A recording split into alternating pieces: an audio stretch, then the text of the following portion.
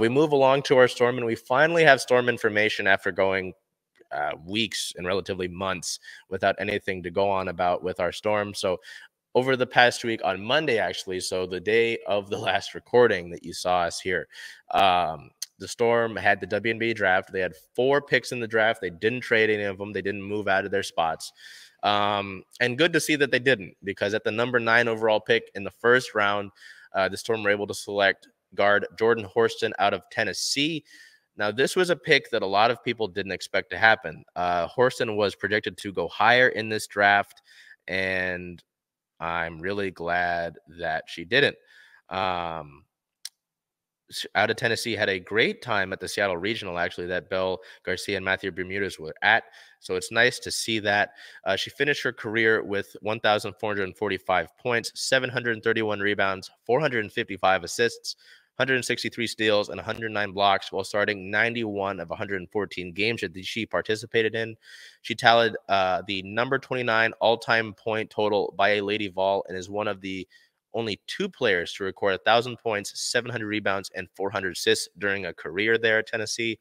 She stands number 1 amongst true guards at Tennessee with 21 career double-doubles, including 8 last season. She finished number 7 at Tennessee in both career ranks, in both career assists and career assists average, ranking number 8 in career 20-plus scoring efforts with 17. She joined Dawn Marsh as the only Tennessee players to lead the program in assist average all 4 years of their careers.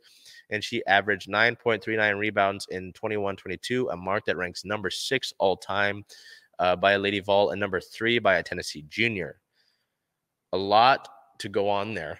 But she's great offensively. She can play on the ball as well as off the ball. Very athletic defensively. She doesn't have quite the reach that Breanna Stewart had, but very athletic, very agile defensively, and is going to be a key there. Might take over that point guard spot, but this was a great get to see for the Storm, considering, again, that she was projected to go higher than the number 9 overall spot. Continuing with the draft here in the second round, the Storm had 2 picks. Starting number 18, they selected forward Madi Williams out of Oklahoma. Williams is an all Big 12 first-team pick, led OU with an 18 point per game and 7.6 rebound per game average. She joined the former Storm player Courtney Paris as the only Sooners to lead the team in rebounds in 4 straight seasons. Number 21 overall pick out of USF, the Bulls, Dulce Fankum Mendijudu.